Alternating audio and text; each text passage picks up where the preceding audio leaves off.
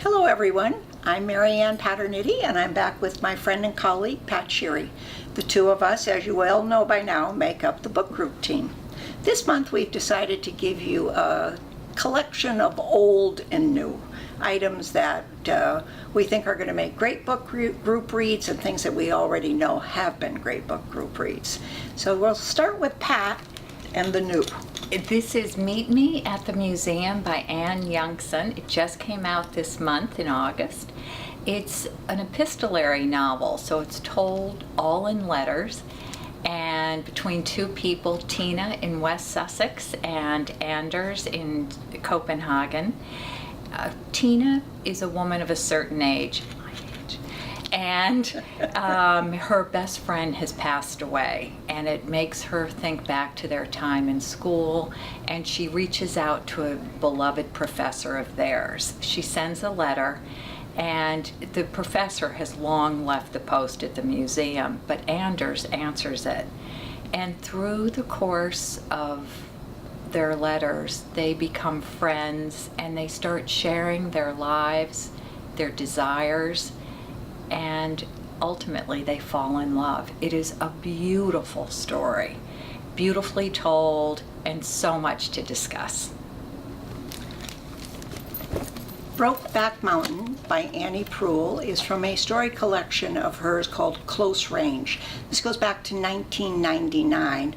Brokeback Mountain is really considered her masterpiece short story. In addition to the book, a wonderful movie was also made of Brokeback Mountain. This is the story of two young ranch hands who spend a summer high up in the mountains herding sheep.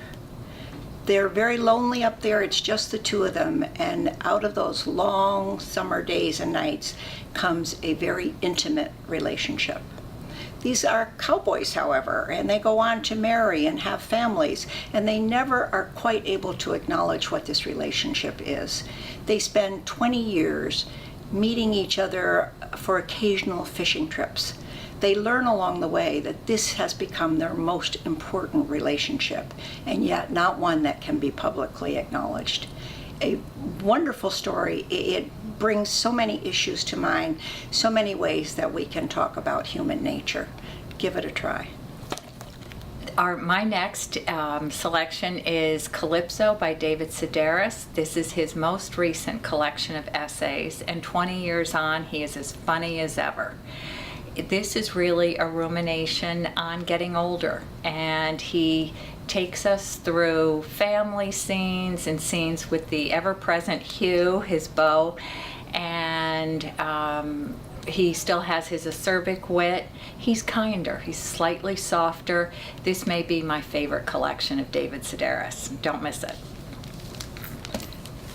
Old Filth by Jane Gardam, a popular book group with book groups and a popular book group read, and your group may have missed it along the way. If so, take some time to read this one. This is the story of Sir Edward Feathers, a renowned barrister who spent most of his career in Southeast Asia, where his friends nicknamed him Old Filth.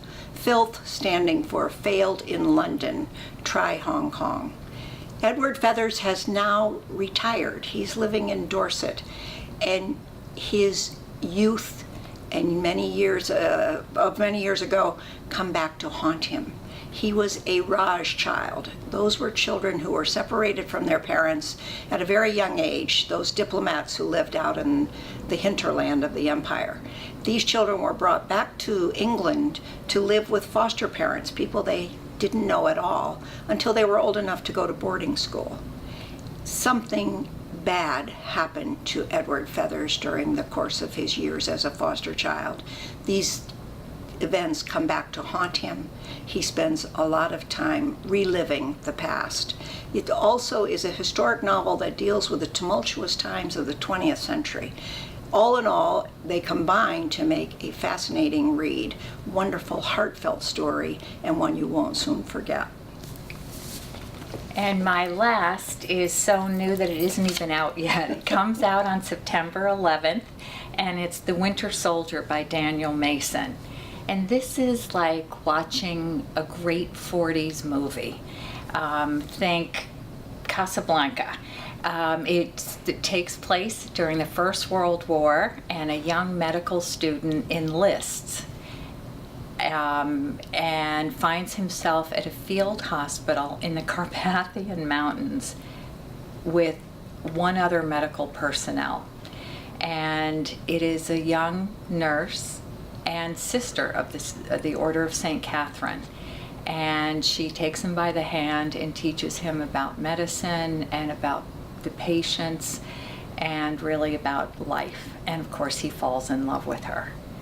One night into this less than ideal scenario comes a young soldier who is so damaged he cannot speak, but his pockets are stuffed with pictures he has drawn of all that he has seen.